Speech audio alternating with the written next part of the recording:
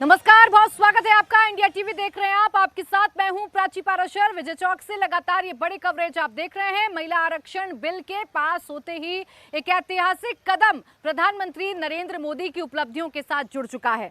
प्रधानमंत्री नरेंद्र मोदी का आज जोरदार स्वागत बीजेपी हेडक्वार्टर पर हुआ। आज प्रधानमंत्री ने अपने आधे घंटे के स्पीच में 2024 का जो एजेंडा है वो सेट कर दिया। इस देश में करीब 100 करोड़ वोटर हैं, जिसमें 50 करोड़ महिला वोटर हैं, जो हर समुदाय, हर धर्म, हर वर्ग से ताल्लुक रखती हैं, लेकिन उनकी एक पहचान है, वो है महिला। ऐसे में प्रधानमंत्री नरेंद्र मोदी ने आज इशारों ही इशारों में 2024 की पॉलिटिक्स को फिक्स कर दिया है और एक बार फिर से उन्हें बहुमत दिलाने की जो अपील है वो आज महिलाओं से प्रधानमंत्री नरेंद्र मोदी ने कर दी है। मोदी ने आज 30 मिनट में 50% के महिला वोट बैंक का जो दिल है वो जीत लिया है। सोचिए, जो दल कल तक संसद में इस बिल का विरोध किया करते थे, इस बिल की कॉपियां फाड़ दिया करते थे, आज वो दल प्रधानमंत्री नरेंद्र मोदी के साथ खड़े होकर कंधे से कंधा मिलाकर कुछ आपत्तियों के साथ इस बिल का समर्थन करते हुए नजर आ रहे हैं। आज प्रधानमंत्री ने इशारों में ही सही लेकिन अपने अंदाज में 24 के लिए पूर्ण बहुमत मांग लिया। मोदी ने आज 30 मिनट के अपने भाषण में क्या कहा, इसका महत्वपूर्ण अंश मैं आपको सुनाती हूं। उसके बाद इसके पॉलिटिकल मायने क्या हैं, इस पर भी बात करेंगे। हमने महिला हित में हर स्तर पर फैसले लिए। किसी के राजनीतिक स्वार्थ को महिला आरक्षण के सामने दीवार नहीं बनने दिया। जबकि इससे पहले जब भी ये बिल संसद में आए, लीपापोती हुई, सिर्फ नाम दर्ज कराएगी, ये निष्ठापूर्वक कभी प्रयास नहीं हुआ। नारी का अपमान करने का भी प्रयास किया गया। मैं तो कल भी, सबने वोट तो दिया, लेकिन कुछ लोगों को इस पे तकलीफ थी कि नारी शक्ति वंदना शब्द क्यों लाए हो। क्या इस देश की नारी को वंदन करना चाहिए कि नहीं करना चाहिए? क्या माताओं बहनों को प्रणाम करना चाहिए कि नहीं करना चाहिए? क्या माताओं बहनों का गौरव सम्मान बनाना चाहिए कि नहीं बनाना चाहिए? हमारी संसद में भी नारी शक्ति का महत्व दिखा है। सारे दलों को इस बिल का समर्थन करना पड़ा है। अब मान लीजिए यही लोग हैं जो पहले बिल फाड़ा करते थे, आज उनको बिल को समर्थन करना क्यों पड़ा?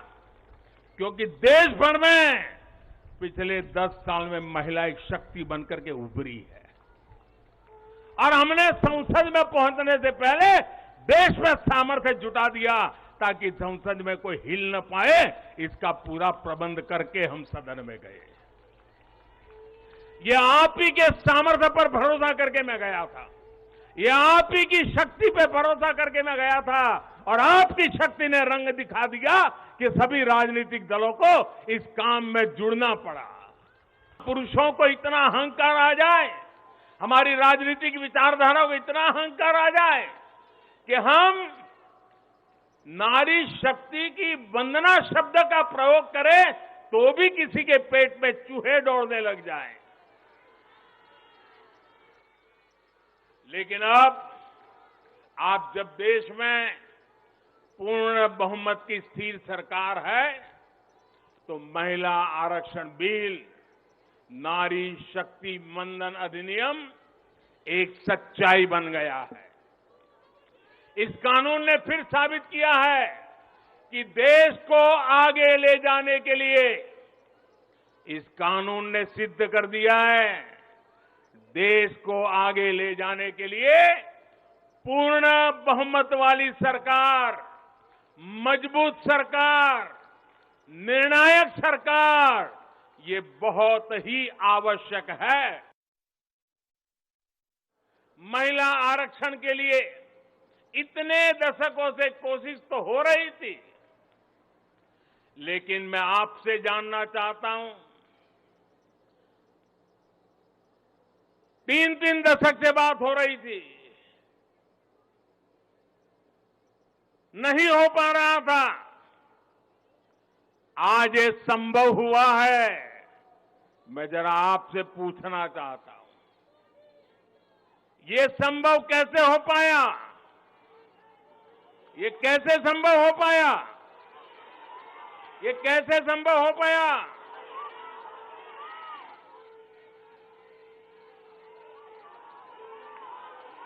कैसे संभव हो पाया?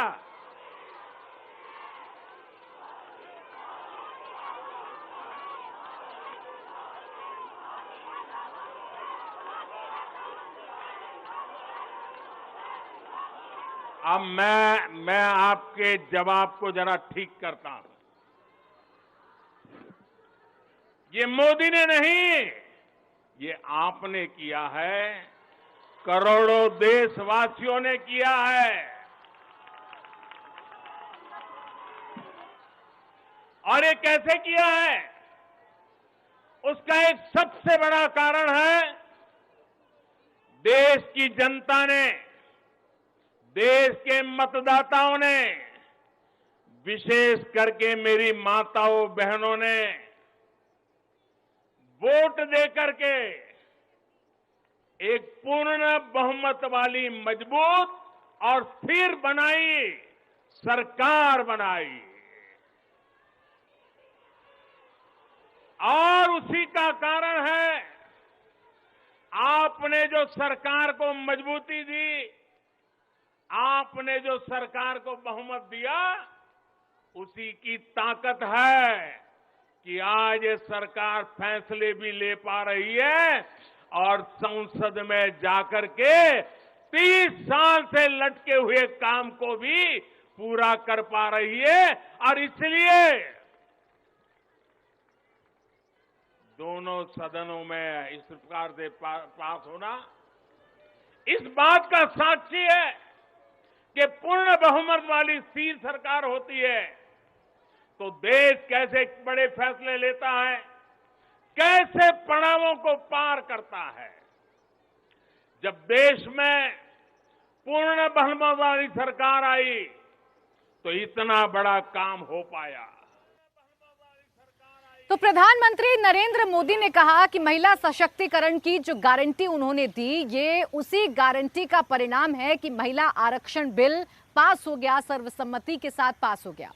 प्रधानमंत्री नरेंद्र मोदी ने कहा कि ये बिल 3 दशकों से लटका हुआ था, इसमें बार बार अड़ंगे लगवाए जा रहे थे, लेकिन साफ नीयत के साथ अगर कोई काम किया जाए तो वो काम आखिरकार पूरा होता है, जो प्रधानमंत्री नरेंद्र मोदी ने, उनकी सरकार ने पूरा करके दिखाया है।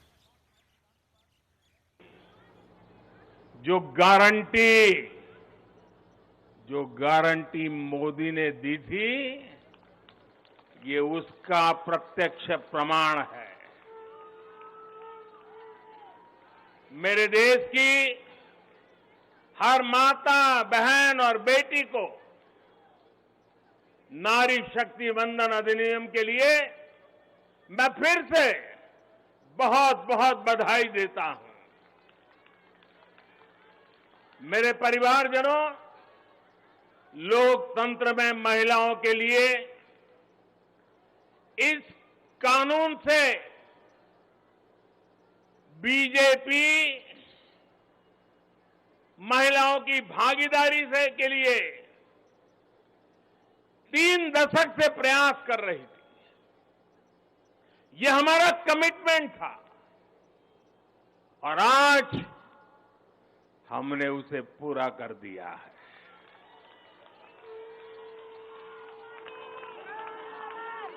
महिला आरक्षण सुनिश्चित कराने वाले इस कानून की राह में तरह तरह की बाधाएं थी, दशकों पुराने अड़ंगे थे, लेकिन जब नीयत पवित्र होती है, प्रयासों में पारदर्शिता होती है, तो परेशानियों को पार करके भी परिणाम लाती है।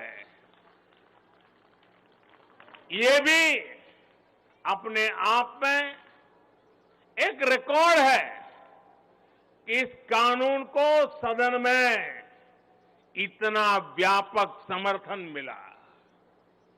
नए संसद भवन में पक्ष विपक्ष की सीमाओं से ऊपर उठकर करीब करीब सबने इसके पक्ष में वोट किया। मैं इसके लिए सभी राजनीतिक दलों का और सभी सांसद साथियों का भी अभिनंदन करता हूं। मेरे परिवारजनों, भारत को विकसित बनाने के लिए आज भारत की नारी शक्ति को खुला आसमान देने का ये अवसर है। आज देश माताओं, बहनों, बेटियों के सामने आने वाली हर अड़चन को दूर कर रहा है। इसी सोच के साथ बीते 9 वर्षों में हमने माताओं, बहनों से जुड़ी हर बंदिशों को तोड़ने का प्रयास किया है।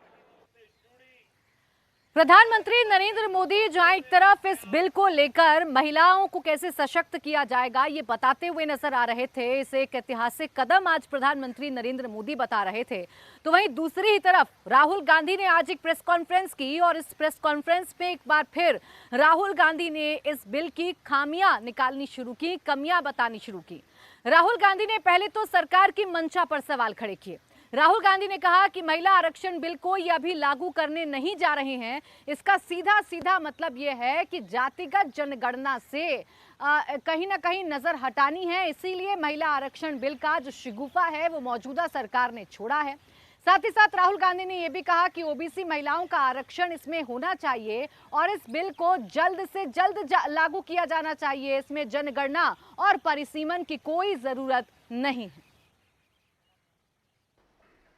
महिला आरक्षण तो बड़ी अच्छी चीज है, उसके बाद ये 2 क्लॉजेज, इसमें 2 फुटनोट्स हमें मिले। एक की महिला आरक्षण करने से पहले, महिला आरक्षण देने से पहले हमें सेंसस करना पड़ेगा और दूसरा डिलिमिटेशन करना पड़ेगा, और इन दोनों चीजों को करने के लिए बहुत साल लगेंगे। सच्चाई यह है कि महिला आरक्षण को आज किया जा सकता है। 33% आज जो सीट्स हैं लोकसभा में, विधानसभा में, वो महिलाओं को दी जा सकती हैं। कोई कॉम्प्लिकेटेड मामला नहीं है, मगर सरकार वो नहीं करना चाहती है। सरकार ने ये देश के सामने रख दिया है, मगर रियलिटी ये है कि ये इंप्लीमेंट आज से 10 साल बाद होगा। ये भी नहीं मालूम कि होगा या नहीं होगा। तो एक प्रकार से ये डिस्ट्रैक्शन टैक्टिक है, डाइवर्जन टैक्टिक है। डाइवर्जन किस चीज से हो रहा है? डाइवर्जन ओबीसी सेंसस से हो रहा है।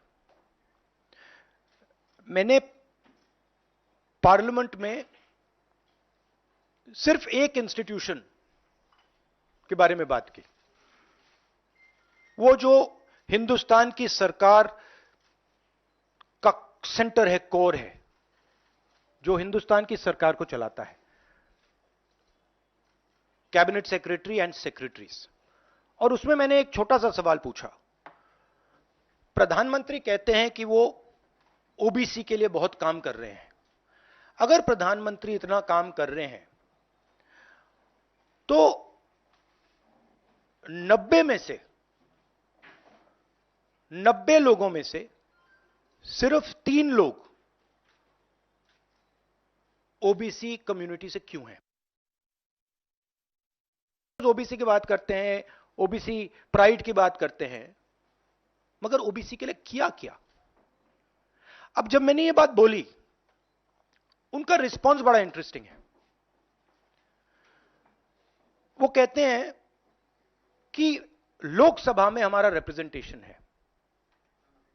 लोकसभा में रिप्रेजेंटेशन का क्या लेना देना है?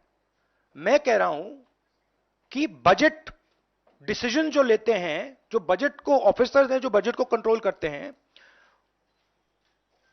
5% ओबीसी निर्णय ले रहे हैं।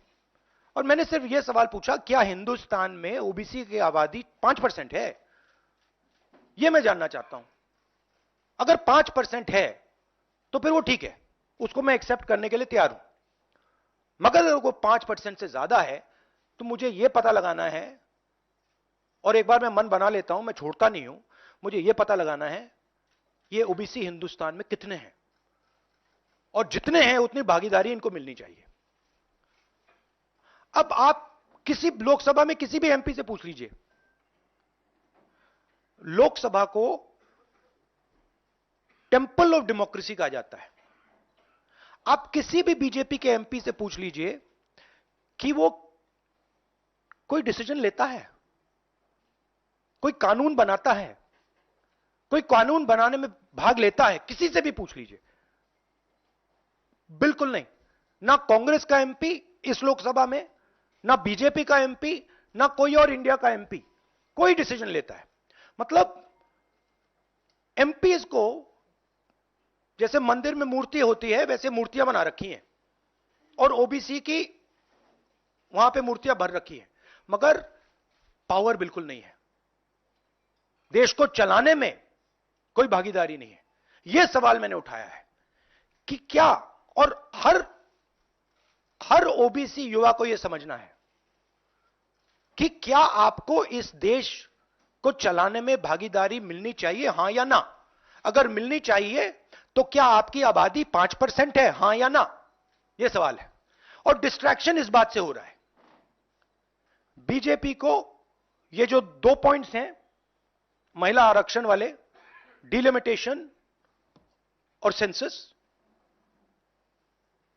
इनको हटा देना चाहिए और एकदम महिलाओं को जो इज्जत मिलनी चाहिए, जो रिस्पेक्ट मिलनी चाहिए, जो भागीदारी होनी चाहिए, उनको एकदम वो कर दें। और कास्ट सेंसस का जो हमने डेटा निकाला था उसको पब्लिक कर दें, तो सारे हिंदुस्तान के ओबीसी युवाओं को पता लग जाए वो हैं कितने, और नया सेंसस कास्ट बेसिस पे करें।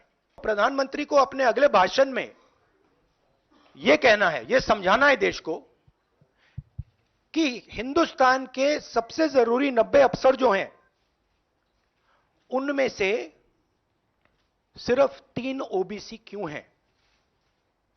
यह मेन सवाल है, और मैंने दलितों और आदिवासियों की बात ही नहीं की अभी।